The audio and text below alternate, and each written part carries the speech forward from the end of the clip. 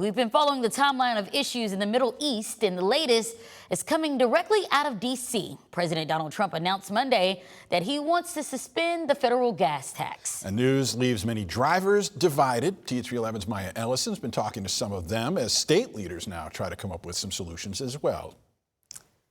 Yeah, Rolly Journey, the situation across the country has many people paying about 50% more for gas. Experts say there's no way to know what the future holds, and officials nationwide, including right here in Arkansas, are pushing for a solution. Now, the question experts are asking, is the trade-off worth it? My truck gets 20 miles a gallon, so you can imagine it cost me $80 to fill my truck up. 4 months ago, it was $40.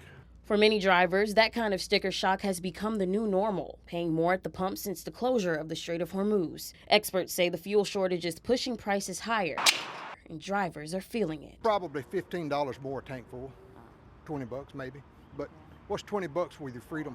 On Monday, President Donald Trump proposed plans to suspend the federal gas tax, money that funds highway maintenance. The move would cut about 18.4 cents per gallon on gas and 24.4 cents on diesel. Even this temporary relief that we might get from a suspension of the gasoline tax is only going to go part way toward solving the budget crunch that a lot of families find themselves in. University of Arkansas at Little Rock chief economist Michael Packo says the move could provide short-term relief. And Arkansas State Representative Kendon Underwood has even called for a special session to discuss suspending the state's gas tax for 90 days. By doing this, we're easing that burden for not only Arkansas families, but for farmers who are putting food on the table, truckers who are pushing the supply chain in Arkansas.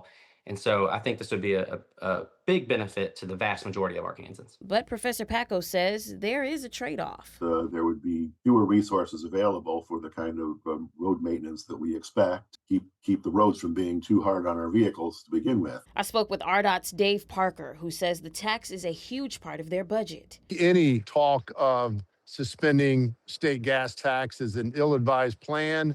It's not going to make that big a difference for 90 days to the individual taxpayer. And he emphasizes it's not just money. All projects would cease. At least 1,000 or so workers, contract workers, we would have to remove them from their jobs, meaning loss of jobs for them.